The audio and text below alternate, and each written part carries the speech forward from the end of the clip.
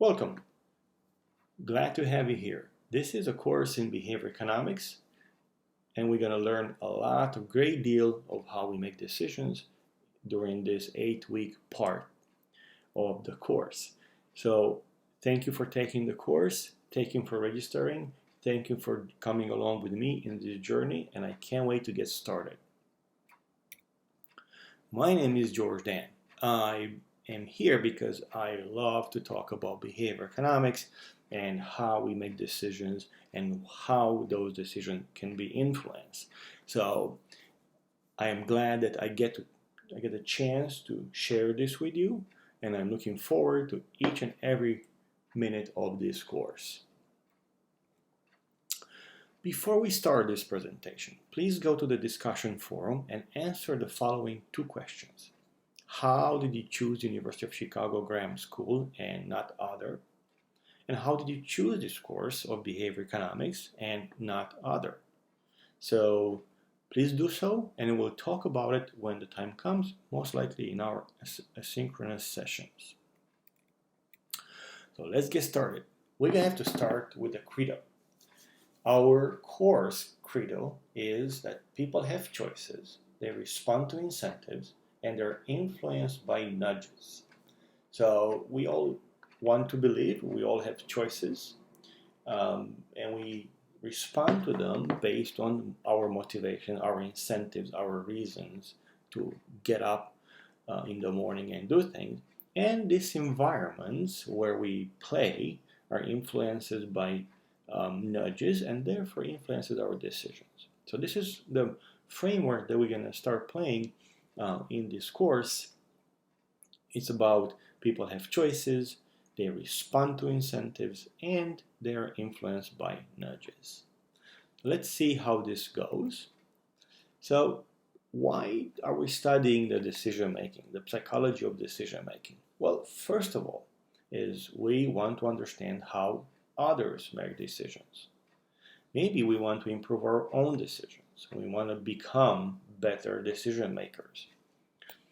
We want to anticipate how our friends and colleagues will evaluate our choices, the content and the quality of our choices. In the business world, the behavior economics is making great inroads into marketing, finance, and culture of organizations.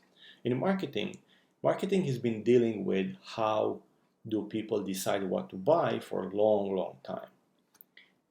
Almost more than 100 years ago, if we were to go by the records. In finance, we are trying to figure out how do people decide to invest. Do they go by a logical framework, or sometimes do they listen to their friends and take advice from their friends? How is this choice of influence? What does it do to the prices, right? In organizations, how do we train others to make better decisions or understand the biases in their decisions and therefore their mistakes? Or maybe we can try to influence key executives of a company and trying to get them to do what's best for the company and so on. Or maybe we can simply try to make employees better off with non-financial incentives. And we will see that financial incentives should be the last resort in an organization when we talk about influencing people. So this is some of the reasons that we should study the psychology of decision making. Some other reason you might have in your own mind, and that's why you are here. I'll be happy to listen to them in our weekly session. So what does it mean when we are making a good decision? What is a good decision and how is it defined? Well, if you go in any kind of literature about decisions, you will find something like this 6 steps model, right? They are telling you to define the problem. So exactly what the problem is. If you take an example like we should buy a car, what is the definition of the problem? Well, it could be that you need a car to go to work. That's fair enough. However, is that the problem? Or the problem is simply going to work? So in this case, the problem is not necessarily buying a car. The problem should be defined as I want to go to work from point A to point B, right? So in that case, I have multiple choices. I can take the public transportation. I can bike. I can roller skate. I can take a hoverboard. Rent a car or Uber or Lyft, or simply buying a car. So this is the problem that I have. Now I got to identify the criteria on which I make this decision, right?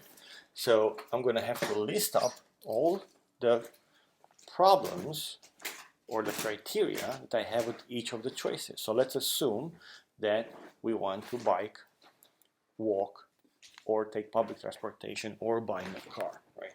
What's the criteria? Well, one of the criteria could be comfort. I want to be comfortable while I'm getting from point A to point B.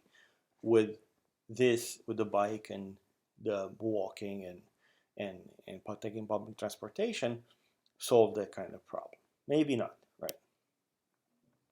And then, assuming that I identify the criteria, I need to weigh this criteria based on certain weights, and so on. So, moving on, you will find these models in any kind of decision-making book, and they show you that you will have to go through these steps to get to an optimal decision, right? You'll find 6 models, you can find 8 models, and so on. You can come up with your own model, how to identify the best decision based on your situation. So you'll find this kind of models everywhere, and they tell you that these are the steps that you should take. However, and you'll take these decisions, the traditional model of rational decision making, and you're applying this model to every one of your decisions.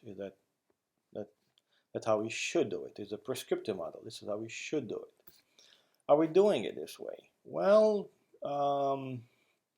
maybe not, right? So you're not doing it this way. You're not applying the 6 steps or 8 steps model or whatever model you have to every one of your decisions, because it's too much, takes too much time, and you'll not get off the bed in the morning being overwhelmed with all the decisions that you have to go through. So when you're going buying milk from your grocery store, you're not going through this 6-step model anymore. You just go and buy the one that you're familiar with, or is cheaper today, or is on sale, or so on, right? So the question becomes like, why is that happening, and why you're not applying this model to every one of your decisions? Okay, very good. So, given that we're not applying all this logical or rational model to every one of our decisions, what do we apply? How do we get to make decisions, so many decisions during the day, right? So we're going to go to see into more of this later, but right now we're going to move into the introduction to behavior economics, and we start with certain definition. There are a few definitions I want you to know. Definition number 1 is that behavioral economics is about understanding economic behavior and its consequences, like why people buy a hot dog, why they go to work, why they save for retirement, and so on, right? What's making all the decisions, and how can we influence them, right? There are 2 tenets of behavior economics. 1 is that these errors that we make, they're systematic. Everyone makes them. And then 2, because they're systematic, they become predictable. So maybe we can predict the mental error that people will make. And at the end of this course, you will start to see how other people have biases, and therefore they make certain mental errors. Okay, so definition number one is about understanding economic behavior and the consequences of it. Number two would be testing. So we're going to try to test the standard economic model on humans, see if it works and what doesn't work, and see if we can tweak it. So in this definition, behavior economics looks like something complementary to our standard economic model. And that's how you should see it. The standard economic model refers to people like agents and their rational models, rational agents. And behavior economics says maybe not. Maybe there's something else in people's mind that make them sometimes take mental shortcuts and not create the best option or risk decision. So can we do something about it? Can we influence better decision making so we can make people better off? And definition number three would be, okay, let's take the insights that we have from laboratory experiments, psychology, and let's see if we can translate them into business, into decisions about business, right? How can we take these insights that people have been writing about for the past 40 years and take them and implement them into our business decisions so we can make better decisions or we can influence people to be better off. So these are the three definitions that you'll need to read them again and figure out how they combine. As you can see, there's not one definition because the field it's somehow somewhat new. Officially started about 40 years ago in 1979, but it goes way back. But it had two branches. One was psychology and the other one was traditional economics. So now they're combining it. They're coming together and understanding that if humans make decisions, then we need to take in consideration how those decisions are made in humans' mind. And this is a trend that is coming up these days when we combine these two fields that have been separated for so long. The future is still young. We don't know how this science will evolve, which one will take over, which one will have most bigger part of the new form of science or behavioral science or behavior economics. We don't even know how we call it right now. Behavior economics is how we call it, but that might change as well. So stay tuned and pay attention to what's happening in the industry because there are some great changes coming. All right, so let's move on. The next part of this course, of this session, and one of the most important pieces of this course is the mental model that we currently use to explain decisions. And this mental model has been in existence for a while now. Actually, since the beginning of time. Aristotle wrote about it, and many others during the time, but it's called differently. Sometimes the heart and the mind. Sometimes it's called the logical versus intuitive, and so on. Until recently, when Daniel Kahneman published a book called Thinking Fast and Slow, which I recommend, and he took on calling this System 1 and System 2, the intuitive system, System 1, and the logical system, System 2. And he took it from other people that came up with it earlier, but once he published the book, it kind of stuck. So we call them System 1 and System 2. So what are these systems? Where are they located? And how can we make sense of them? So the System 1, it's also called the intuitive system, is that system that is first in your mind, the reactive one. It's fast, it's automatic, it's effortless, it's implicit, and it's emotional. The favorite sport is jumping to conclusion. So this is how it would go. If you would go, if or your ancestors made some great decisions using System 1. You are here now, you're here today, because your ancestors made some great decisions and stayed alive. They survived. So the System 1 is the system that helped them survive. When they were roaming about in the prairie or in the area or in the forest or in the jungle, and they saw something moving in the bush, something that with yellow stripes maybe, they did not go and check it out. They didn't think logically of what might it be. They concluded that it would be something harmful and ran away. And if it turned out to be a tiger and they ran away, that's the best solution. People who went and checked out to see what's moving in the bushes and had the yellow stripes, they are probably not here with us, or their ancestors, they're not here with us today. Okay, so System 1 is the intuitive system. It's fast, it's automatic. You cannot turn it off.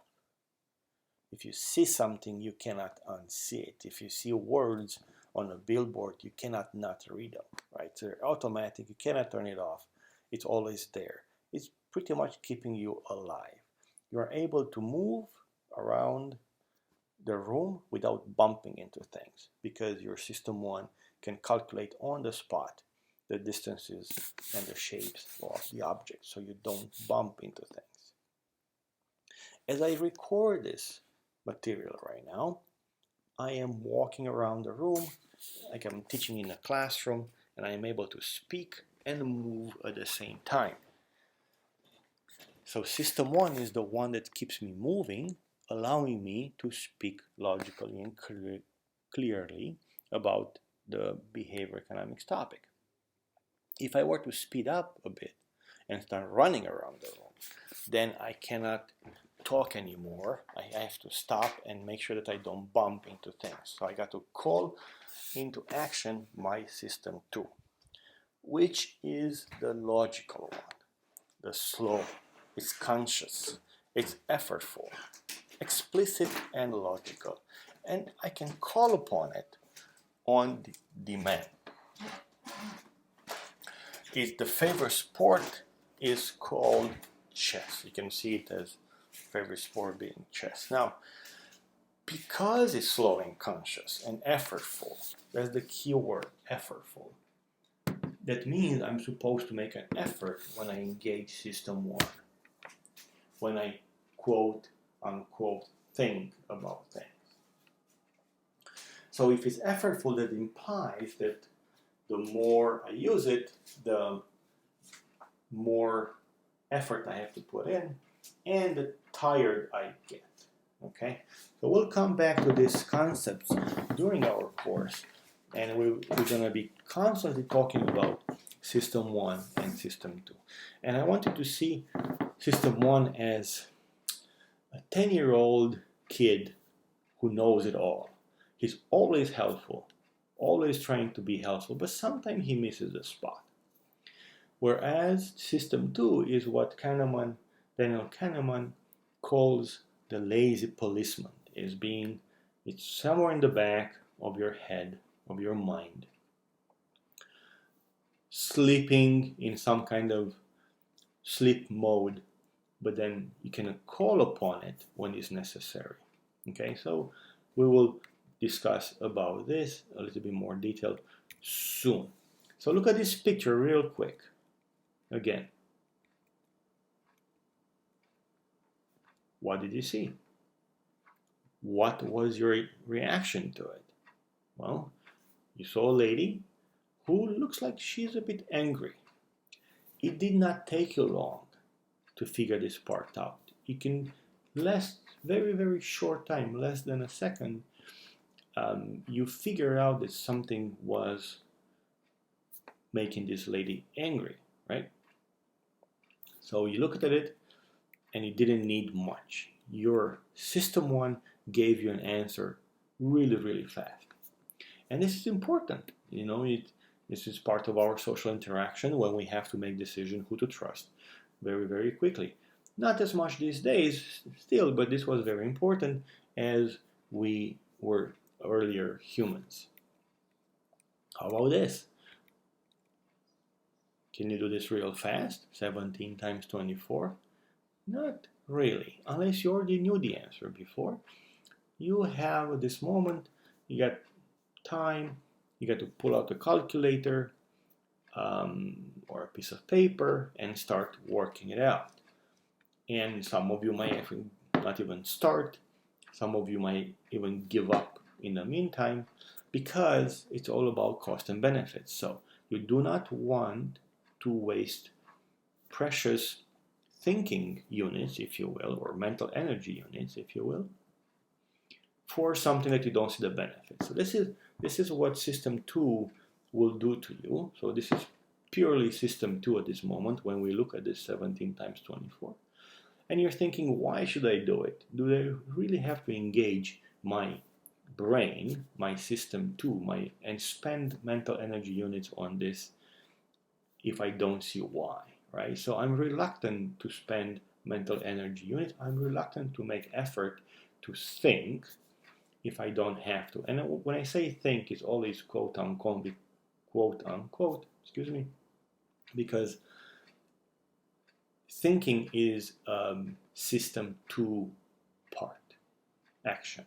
And I don't want to waste any resources on System 2. So therefore, if I don't have to think, I won't. We think less than we think, right?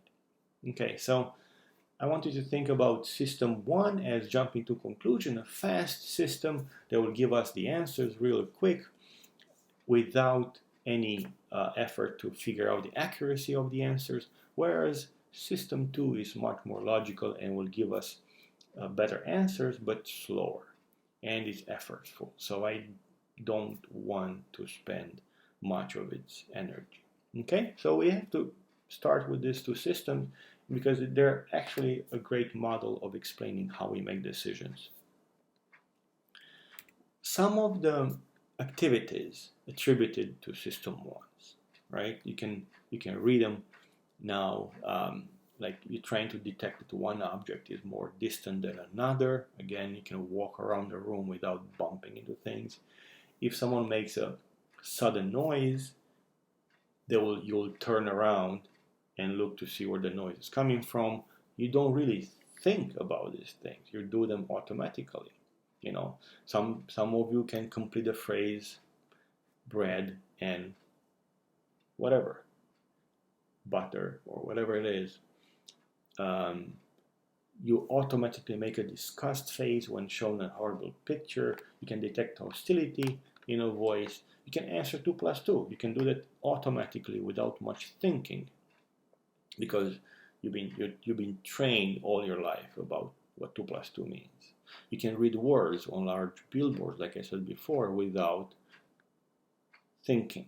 You can drive your car on an empty road. Sometimes you drive your car and you're in what it means like cruise control. Your brain is on a cruise control. Your mind is on a cruise control. You can drive your car on an empty road and you can start thinking about something else and you don't know how you got from point A to point B. Now, if you move your car into heavy traffic, then you got to switch from System 1 to System 2 so it can guide you logically around the traffic. If you're a chess master, you can actually move and find the easy chess move very easily because you've been trained and you can understand simple sentences, right? Now let's see what other activities are attributed to System 2. Right? It's like you brace for your starter gun in a race. So you're waiting for that. You know it's coming. You're ready for it. You're prepared. You have to focus. When we're talking about focus, it's a activity of the System 2 because it's deliberate. We are calling System 2 to help us out. You're looking for a woman with white hair if you want to pick up your grandma from the train station, and so on. Filling out a tax form, telling someone your phone number, and so on. So all these are activities that you have to think, quote unquote. You have to think about them. You have to spend energy, thinking energy. You got to pay attention, like literally. You're paying in mental units for the attention that you have to give to these tasks. And they're effortful. You might feel exhausted after doing some of these exercises. Very well.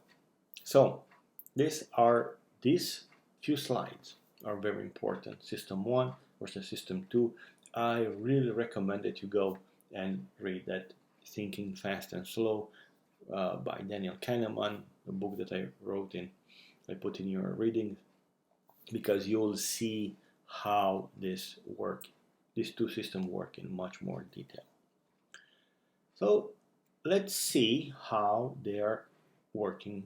These two systems work. So read this real quick. A bat and the ball cost $1.10. The bat costs $1 more than the ball. How much does the ball cost? And think about it and give the quick answer, and we'll come back to it. There's another experiment that showed how this system works. The famous cake and salad experiment. Students at the University of Iowa were briefly shown numbers they had to memorize. So remember, you only have two systems to work with, System 1 and System 2. Okay, so they were offered the choice of either a fruit salad or a chocolate cake. So they had to memorize two types of numbers. One number was a 2-digit long. The other number was 7-digit long. Okay, so if you are thinking of memorizing a 2-digit long number, that is really easy. You don't have to spend a lot of mental energy to do that. It's 1, 2, 3, 4, 5, 6, 7, 8. It's really easy to memorize. It doesn't take a lot of effort. So in this case, to memorize a 2-digit number, you're going to be using what? System 1. Yes, System 1, because it's easy, it's quite effortless.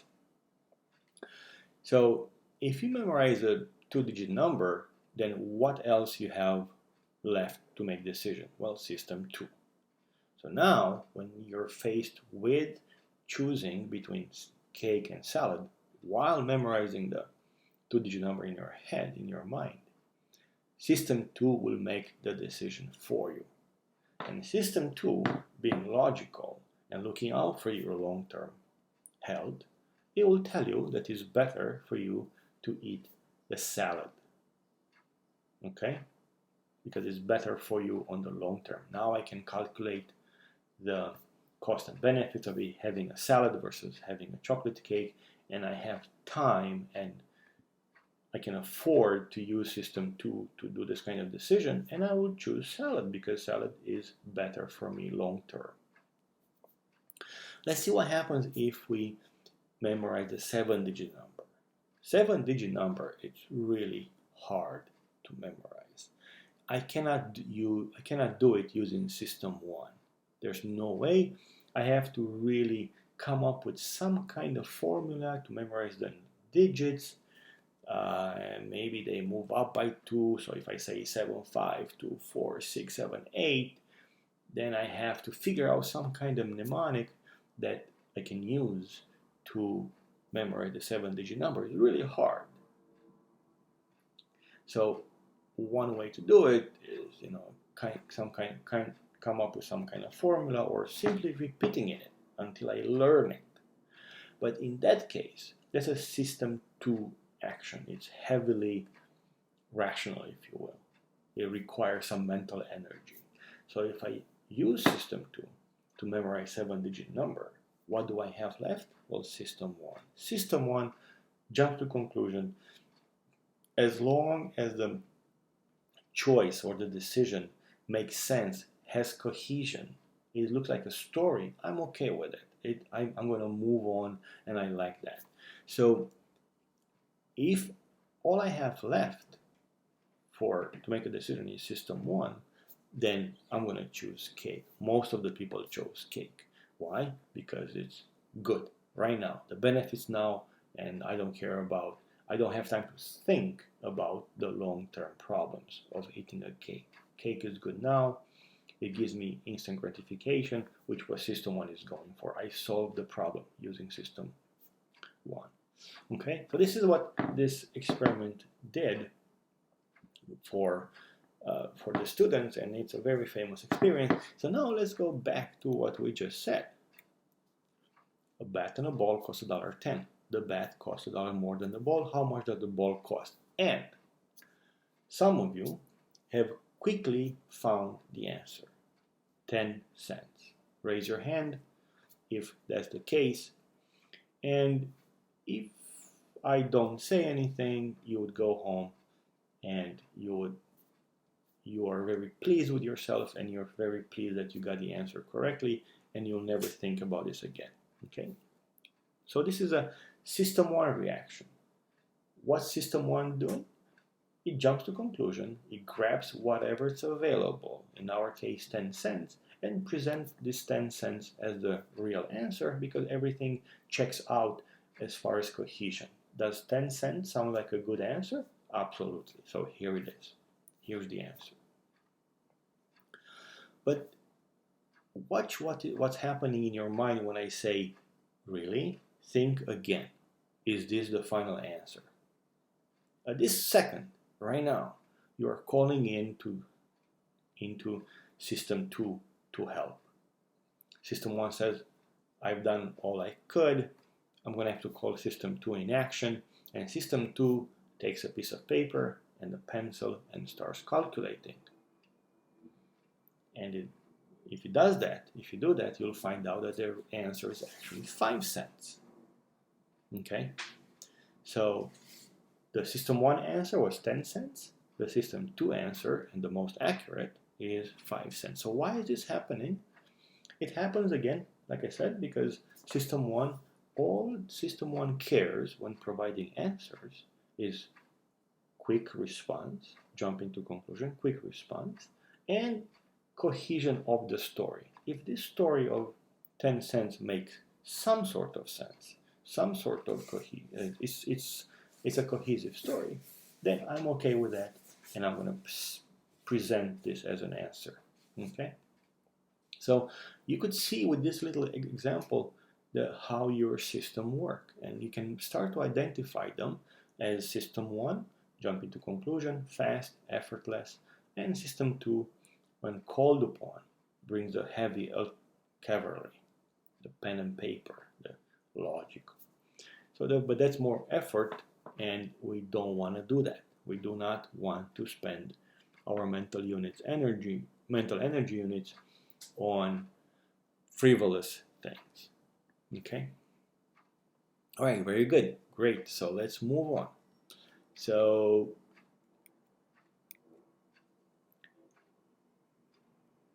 on the cake experiment, this is the conclusion of it. Back to the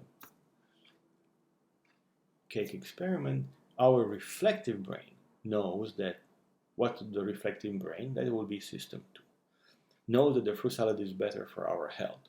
But our reflexive brain, system 1, craved that gooey, fattening chocolate cake, right? And you will see this. If you start paying attention now with this system 1 and system 2, you would start seeing them as two systems. They both make decisions for you, but there's some conflict between them. So what are the connections between these two systems? How do they interact? Now, this is actually a very new research in behavioral economics. It's a start. We don't necessarily have the full picture how they operate, but we can figure out some interactions. So I listed them here. Their approval, override, neglect, influenced, informed, and solo operation. Okay, so let's take them one by one.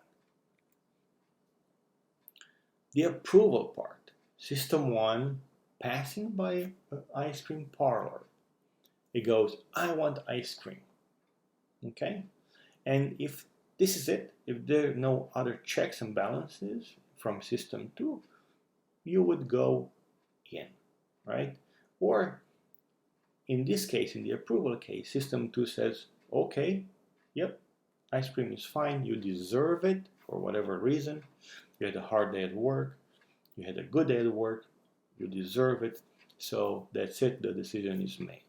Okay, so approval means that system 1 jumps to some kind of decision, I want ice cream, and system 2 approves of it. Ice cream is fine, you deserve this, please go ahead. And then you go and have ice cream.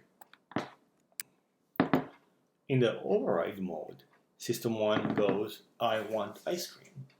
And system 2 overrides that decision by saying, you don't need it, we are on a diet. Okay, so system 2 has the opportunity in this case to override the system 1 reaction. And this is happening again on a daily basis.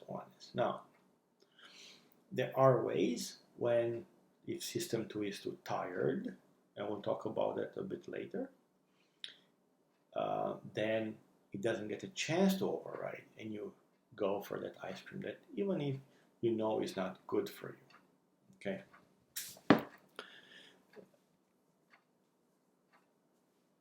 Let's see how these two systems again interact with another 3 questions.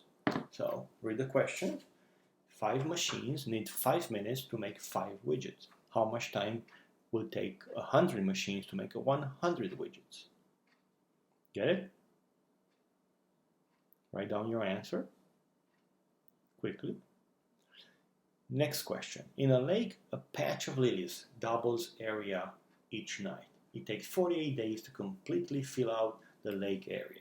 How many days are needed to fill half of the lake? Write down your answer quickly and move on. How many animals of each kind did Moses take with him on the ark? And write it down right away. Okay? Do not click enter until you get the answers to this question. No look-sees. All right. You write them down. Okay. 5, 4, 3, 2, 1. If you answer 100 minutes, 24 days, and 2, congratulations. These are the most intuitive and obvious answer, but they're also wrong. So we're back to system 1 answering these questions for you. And by now, having probably some of you thought that could be a little bit of a trick question, and you probably called upon system 2 to help you out. And most of you might got the answers correct. So what are the answers? 5 minutes, 47 days, and 2. Sorry. 2, that's correct, but it wasn't Moses, it was Noah, right? So this is some kind of override that your system 2 said they approved. Even if you thought about it, you might have approved the answers even if they were wrong, or maybe you override the answers. Okay, so these are the approval and override mode of the most basic ones. Well, the third type of reaction or interaction between system 1 and system 2 is neglect. It's very similar to approval, but in this case, in case of neglect, system 2 is tired, exhausted, and distracted, and unable to fulfill its override function. So this is happening usually to all of us at the end of each day. When we are saying we are tired, quote unquote, we're meaning that we don't want to think about decisions, and they happen in system 1 world. So system 2 is tired, quote unquote, so I have no more mental energy units to borrow, to use.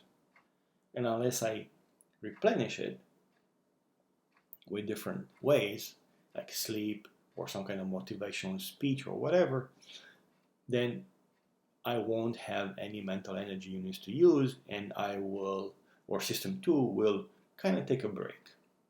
Okay? And that is neglect. It doesn't System 2 doesn't have the power or the energy to keep checking on System 1. And that's why, at the end of the day, you go for that extra glass of wine, the extra piece of pie that is in the fridge, and so on, even though you know that you shouldn't. Right? So these are the more have to do with self-control, which is part of System 2. System 2 manages the self-control part of our brains or our minds. So the same thing with the cake and salad experiment. When we put a 7-digit number on System 2, we overloaded the system. Right? It's called cognitive overload. And there was the System 2 neglected to check on System 1 when System 1 made the choice between cake and salad. And System 1 chose cake, and System 2 didn't have the energy to override. Okay? So these are the things that we know so far and how System 1 and System 2 interact. System 2 can be influenced by System 1. Okay, so it goes both ways. The classic Freudian slip, when System 1 says something without thinking. We've all been there. When we say something without thinking, quote unquote, that means System 1 output was out before System 2 was able to check on it. Okay, so System 1 is very strong. It's a very strong system. It carries us out throughout the day. So we cannot dismiss it, especially because it's always on, right? So in the ice cream example, even though your System 1 was overridden by System 2 earlier, when you go home, you will keep thinking about that ice cream. And when System 2 is not looking, if you will, if you allow me to say that, when System 2 is not looking, System 2 will go for that extra glass of ice cream from the fridge when you're at home, right? But we can actually influence this. We can influence System 2 by System 1. And for example, one example is a survey via email. Okay, so the control group was 5,000 recipients who asked one question: have you purchased a car in the past 6 months? The answer was 2.4%. They did. The test group is 3,500 recipients, 2 questions. When do you plan to purchase a new car? Followed 6 months later by one more. Have you purchased a car in the past 6 months? 3.3 people said yes. Okay, so we are actually trying to influence the answer of these users by simply asking the question. It's called the mere measurement effect. Simply asking the question sends System 1 into thinking about buying a new car, and then eventually will influence System 2 at some point in time. You all been there. We call this, it's stuck in our head, where there's this, I need to buy a new car, I need to buy a new car. And when prompted properly by the logical sequence of question, if you can see, we can influence user by asking the question in a certain order, then we can actually increase the output in the output of the decision, right? Okay, System 2 could be informed by System 1. So for example, you're trying to figure out how reliable are Hondas, okay? And unless you go and do some extra research, which takes time, you would rely on your mind, on System 1, to bring you from the memory available examples when you saw Hondas on the side of the road requiring assistance. So System 1 goes, very helpful, trying to generate examples of broken Hondas on the side of the road. It can find them, it cannot find them. So therefore inform System 2 that I couldn't find too many examples of broken Hondas on the side of the road, so therefore I am concluding that Hondas are indeed reliable. And that will be the answer that you will have based on this interaction between system 1 and system 2, that Hondas are indeed reliable. And then there is solo operation for system 2 when system 1 doesn't know what to do, like in our case with 17 times 24, or simply when there are actions that system 1 has no participation in them, like balancing checkbooks.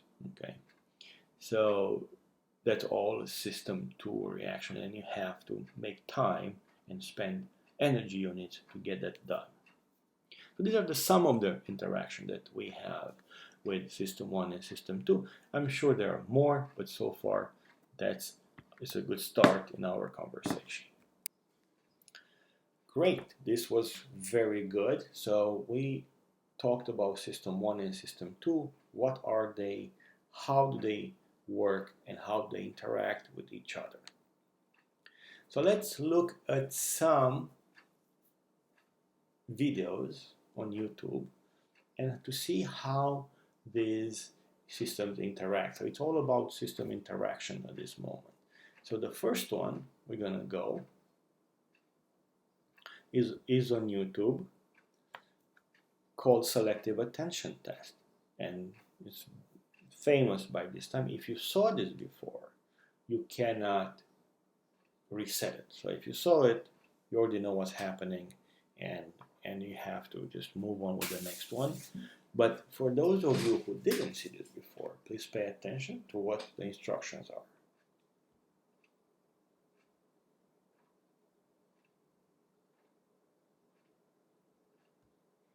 Okay, so there are two teams. One team wear black t-shirts, the other one wears white t-shirts, and your job is to count how many times the players wearing white pass the basketball.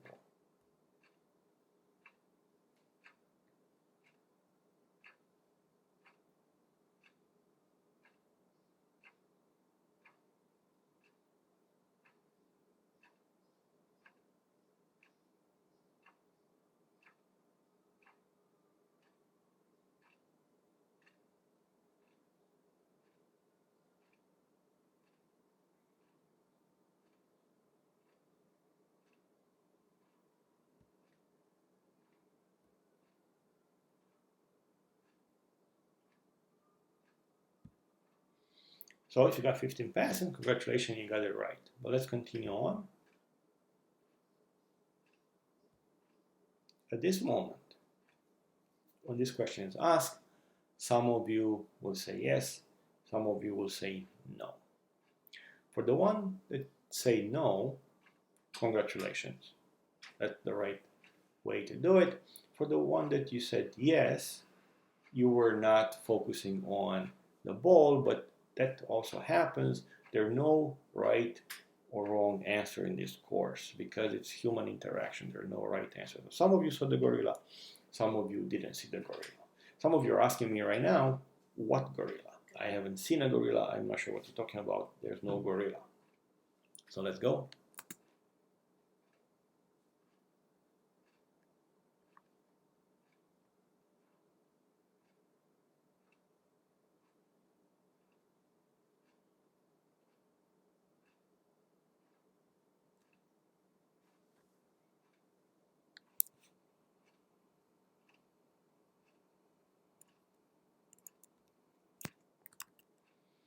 Okay, so what just happened?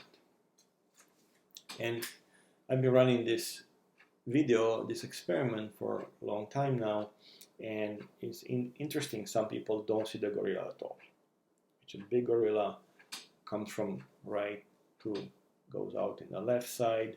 As you look at it, stops in the middle of the screen, thumps her chest, and then moves on. So what's interesting, showing this video for so many years now, is that some people see the gorilla coming in. They don't see thumping her chest or moving out. Some people see thumping her chest, don't see it coming in, and don't see it moving out. It's very interesting what pieces of information people get from this this video. So you didn't see the gorilla, no problem. 50% of people watching this video do not see the gorilla. when I first saw it, first time, again, you can only see it one time. When I saw it first time, I did not see the gorilla. I was totally surprised when they asked me the question, did I see the gorilla? Because there was no gorilla. Okay? So think about these implications in your decision making, right? If and they have significant implication. You did not see a gorilla who was presented right in front of you. Not in a fast forward fashion, it was right there, slow steps and so on. So what does it tell you about our attention, right? If we were to focus on certain things, we don't see many other things around us. And that's okay, because when we walk around, when we move around, we do not need to see everything. We can focus on certain things and our mind fills in the rest. Okay, this is what's happening here as well, and that's why we miss such a big gorilla. Okay, so we'll come back to this. We'll refer to this as the gorilla experiment, and we'll come back to this. Feel free to rewind and think what happened in your mind as you go through this video. So this is called inattentional blindness, and it can cause serious problems, right? Not only in our daily life, but in other situations when we actually do not see things, even they were presented in front of us. And some other people say, how could you not see the thing? It was right in front of you, and you have no recollection of seeing it. And it's very important when we talk about juries, right? When we talk about lawsuits, we talk about trials, and there's a witness that says, yes, Your Highness, Your Highness, I am sure it was him or her, right? So, or not, right? So it's very important how we watch these things. Let's watch another test. This is called the gradual change test.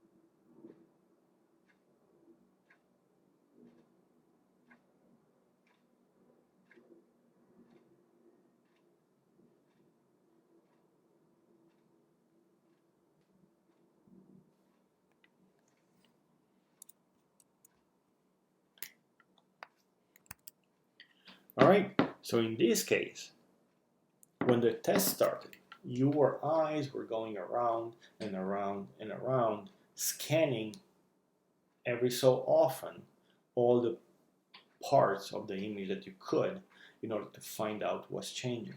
And obviously, because the change was so gradual, you missed as you went around and around and around. Okay? So when we are not focusing on something, it's very easy to miss the changes.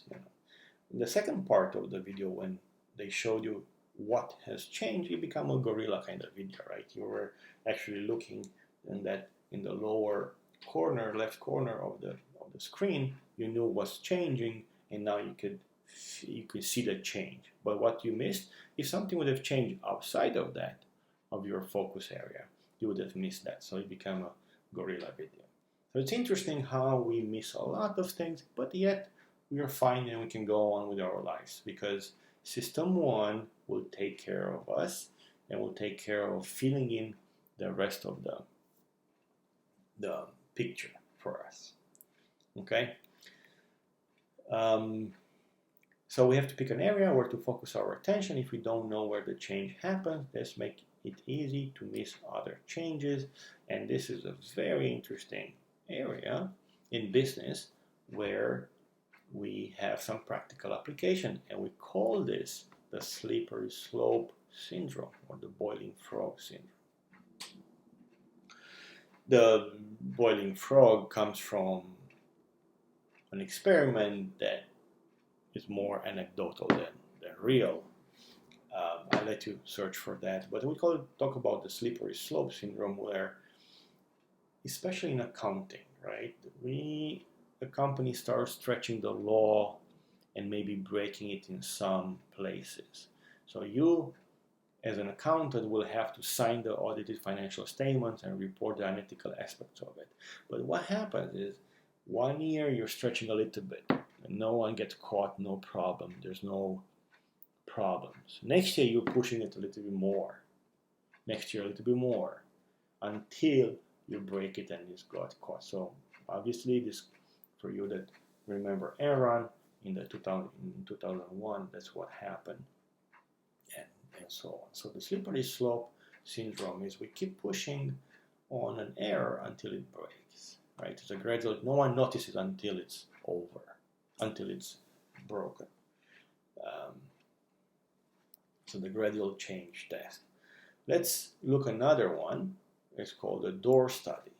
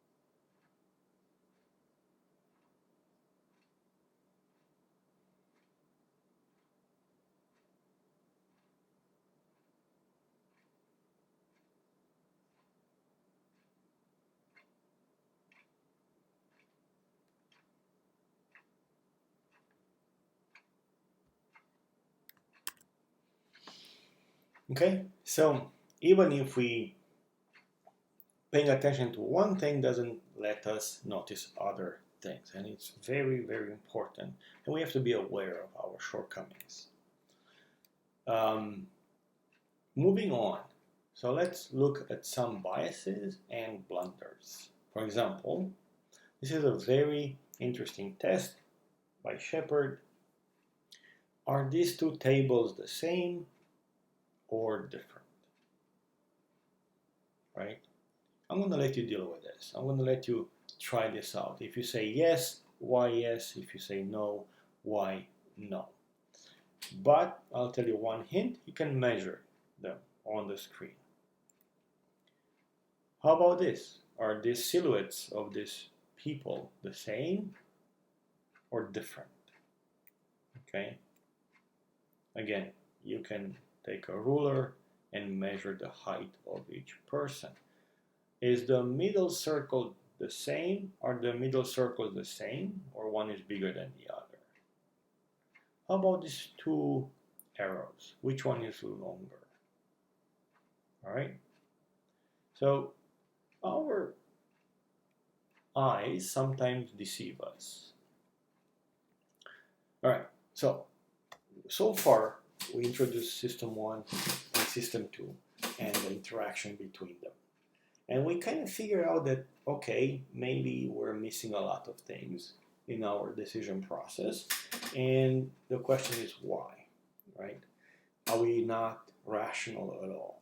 And what is rationality? We need to figure out what is the rationality the way we present it in this course. And the decision-making process, we're calling rationality the decision-making process that is logically expected to lead to the optimal result, given the accurate assessment of the decision maker's values and risk preferences. So we are looking for an optimal result, given that we are looking at things accurately. Okay. But as you saw, this is kind of hard to do. And the reason is that we are missing few things, and now we'll go to them in the next slide. Bounded rationality was introduced by Herbert Simon, a Nobel Prize winner, in 1957, and he said that the individual judgment is bounded by its rationality. We should try to explain the actual process of decision making rather than the normative process. So we should start recording how the decision making actually happens in our mind rather than how it should. So not the prescriptive, not the normative way, but more like the actual way of doing it. This is what we're going to deal in this course with. We're trying to explain how decisions are actually made in our mind. And that's why there's no good or bad answer. Everything that's happening is the actual way of happening in our minds. Okay? So obviously at every moment, at every decision that we're trying to make, we attempt to make it rational. But it doesn't work all the time. And why? Because our rationality is bounded. We don't have unlimited resources. We have limited resources. And those resources are time. We could search for the most optimal decision every time. We just don't have the kind of time. When we go buy milk from the store, we can compare, we can look at multiple choices, we can figure out the percentage of fat or whatever the criteria might be, organic, non-organic, so on. But we do not have that kind of time. So time is a constraint. So we have to make a quick decision, and then we rely on our system one and we say, I'm going to buy the same like last time. Okay, so a very quick decision. It gets me in and out of the grocery store quickly. We don't have the money to get an optimal resources, an optimal decision, especially in the companies, in the corporate world. So we're trying to make the best we can with the budget that we have. We simply don't have that much memory to remember all these things. Nor our perceptions are the same. We have different perception of the reality. We both, you and I, look at the same thing and we come up with different perception of it. You look at the lady in the beginning and you looked at her and you figure out that she's angry, but you don't know why, right? So, but if you stay a little bit more on it, you can come up with some perceptions why she was angry. And you can come up with some ideas. So, but my perception would be different than your perception in this case. Or our intelligence, right? We're not the same in terms of resources of intelligence. So when we are faced with limited constraints, limited resources, we don't have all the resources to make the best decision every time, so we stop when we find a good one. Not the best one, a good enough decision. We call that satisficing. Is satisfaction and satisfying put it together. We call it satisfies. We are not searching for the best solution, but we settle for the good enough solution, acceptable or reasonable solution. So we search until we find the first good enough solution, then we stop. So, and this is part of System 1 and System 2 thinking, and I'm going to show you those things. You can click on these links and find out the tables that we talked about before. All right, so since we have limited resources, we have to get to those decisions quickly. We have to satisfy. And to do that, we engage some tools that we call heuristics, which are mental shortcuts designed to get us to decision quickly, right? And they are very helpful most of the time. They're very strong, very helpful most of the time. So they're getting into the grocery store, they're helping us buying the milk quickly without too much thinking, and then get out of the store. However, if we keep relying on this heuristic without having system to check in on them every once in a while, we might lead to severe judgmental errors. Excellent. So far, so good. And thank you for understanding how System 1 and System 2 work. All right, let's continue on. Great work so far. Let's move on to rule of thumb. What are they? Also called heuristics. And I adapted this from Rule of Thumb manual by Tom Parker, and he says, in money and finance, the rule of thumb is, for the IRS, to make an audit worthwhile, the IRS must find $300 worth of additional income or erroneous deductions per hour of investigation. Otherwise, they don't bother with it. So it's a rule of thumb, $300 worth of effort, if you will.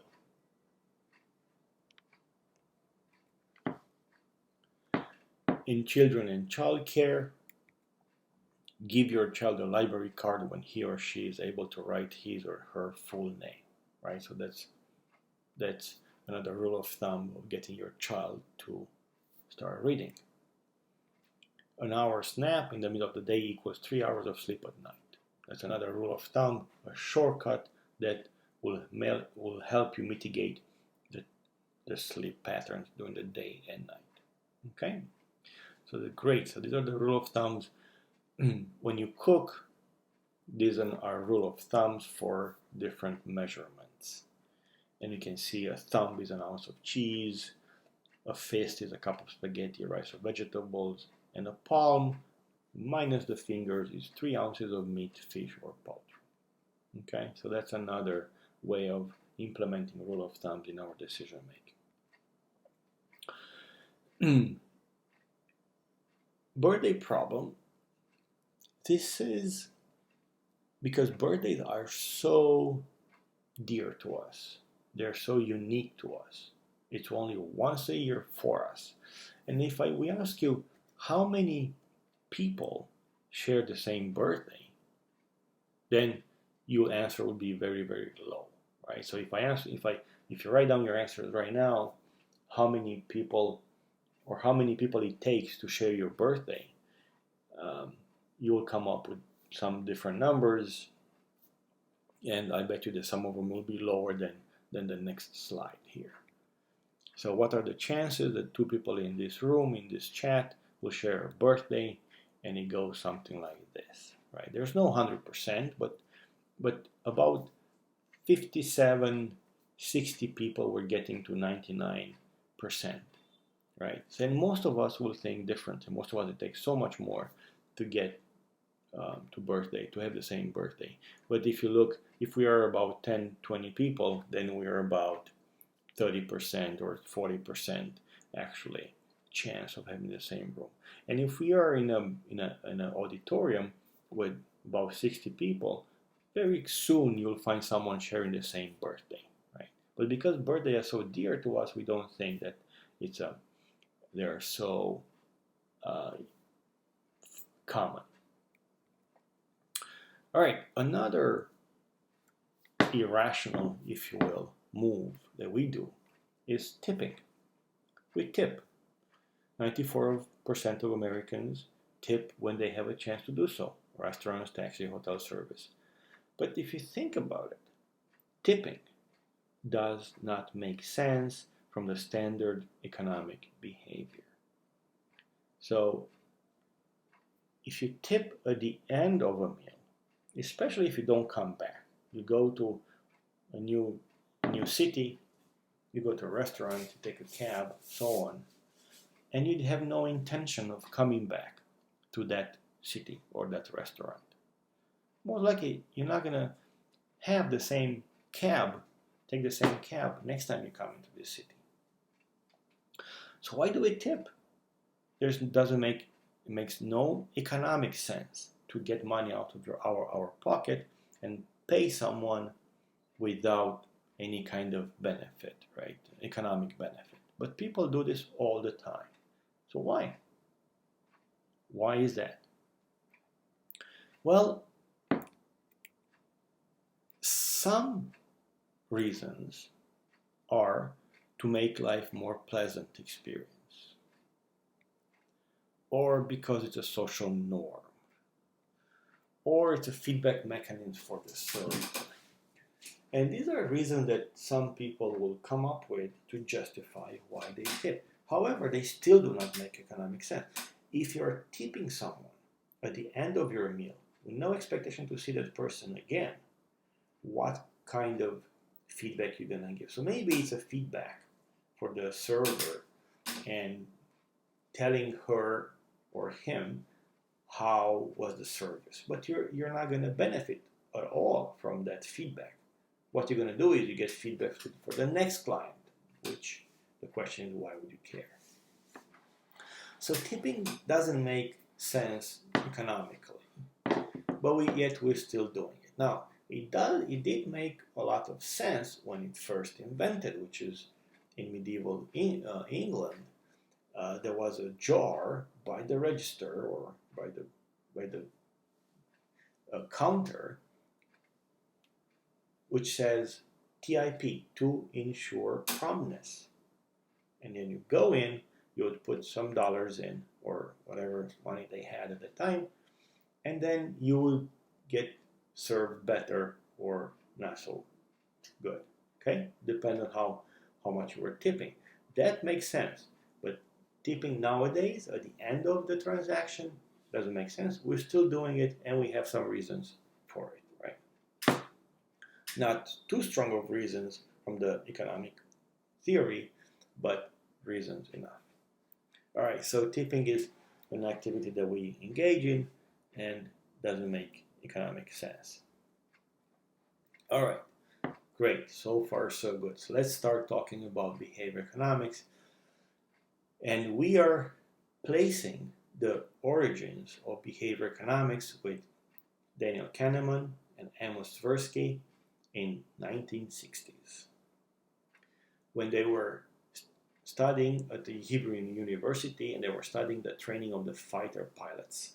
Some commander came to them and they said, praises work and punishments work in our unit, because when a pilot has a bad day and I punish him, he will have a great day the next time he goes out. Or if I praise him, he will have a bad day the next, not so good day, the next time he goes out.